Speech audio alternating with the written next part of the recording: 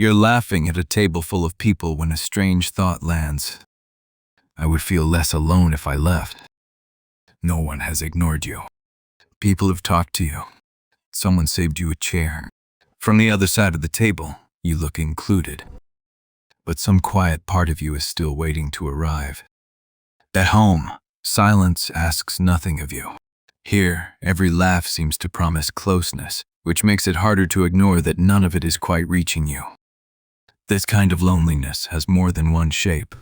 It could hide inside a crowd, a friendship, an invitation, even a conversation with someone who genuinely cares. Each shape hurts for a slightly different reason. Watch what happens at the table.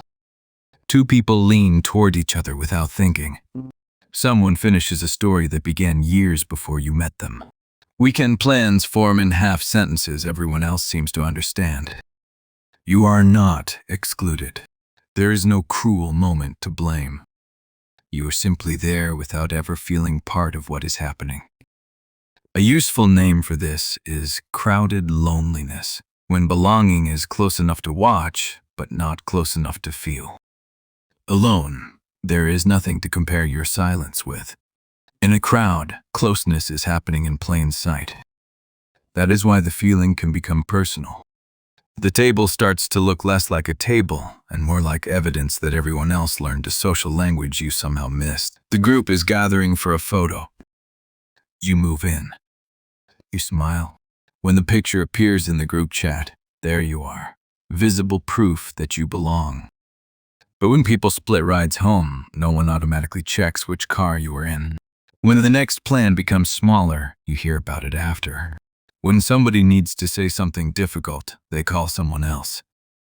This is background friend loneliness, being part of the group, but rarely the person anyone reaches for first. It is hard to name because it contains no clear rejection. People like you. They are happy to see you. Still, you begin to wonder whether your absence would change the shape of the night at all. Being familiar is not the same as being known. And being welcome is not always the same as being sought. A friend catches you near the kitchen. How have you really been? For 1 second, the honest answer is ready. You want to say that you have felt strangely outside your own life for weeks. The being here has made it worse. Then someone walks past. The music is loud. Your answer suddenly feels too large for the moment. Why? You say. Just tired. Researchers distinguish emotional loneliness from social loneliness.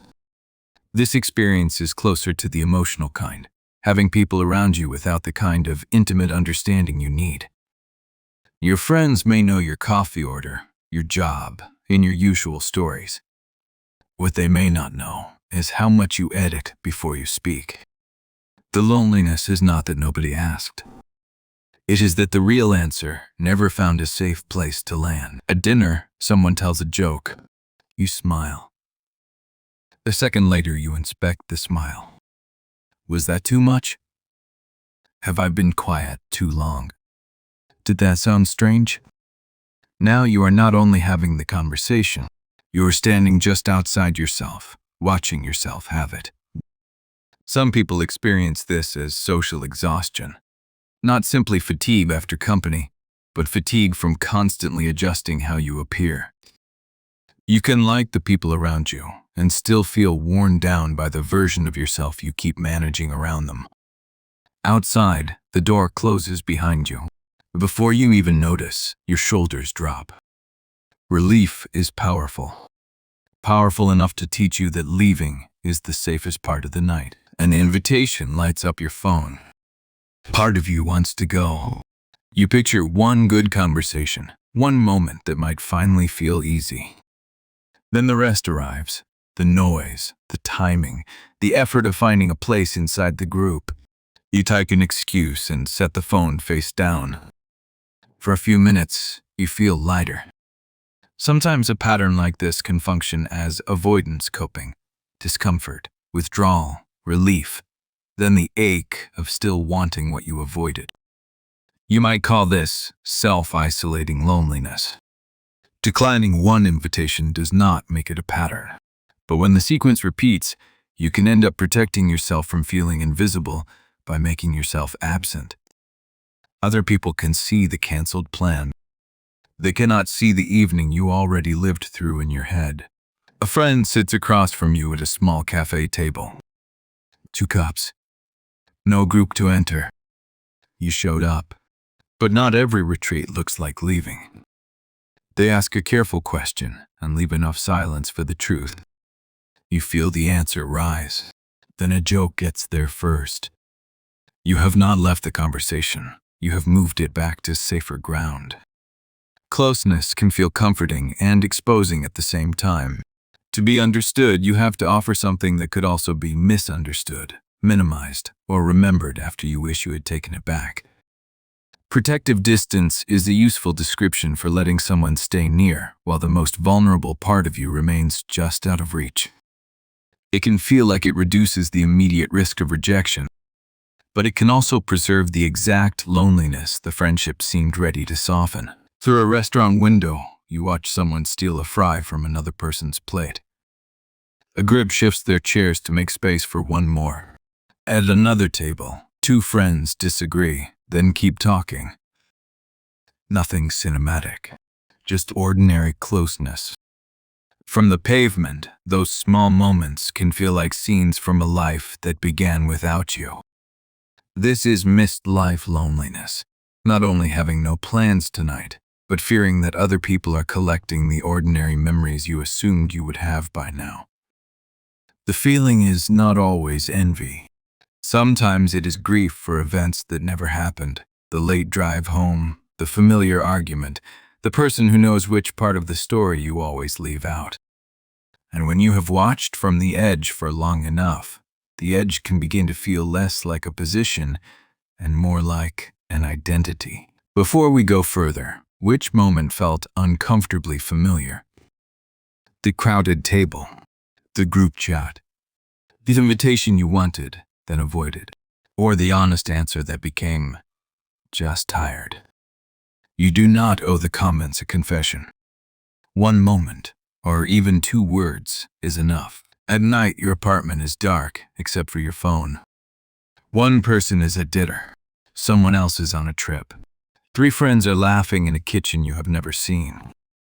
You know these are fragments, but the feed removes the blank hours between them, so one bright moment runs straight into the next. Their lives begin to look continuous. Yours is the only one you experience without editing. You could call this digital loneliness. A screen does not cause every lonely night, and different people respond to social media differently.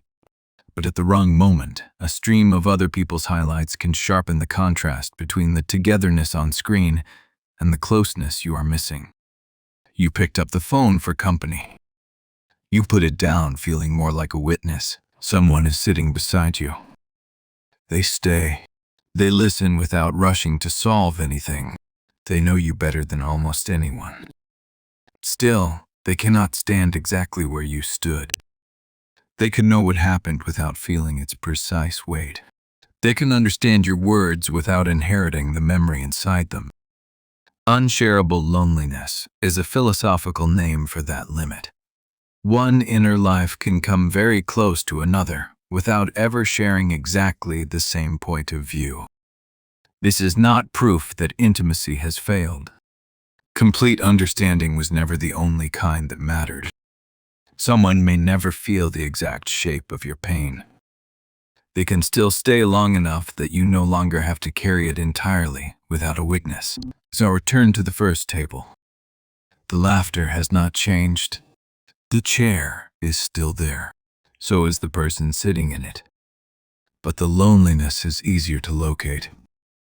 It was never a head count. It was the difference between having a seat and feeling safe enough to be honest in it. Being alone can feel peaceful because silence makes no promise. Feeling alone with people can hurt more because the promise seems to be sitting right beside you. No one can enter every part of your inner life. But closeness does not have to be perfect to be real. Sometimes it begins with one honest answer that you do not replace with just tired. A table can be full while the truest part of you is still standing outside. Maybe belonging begins when that part no longer has to.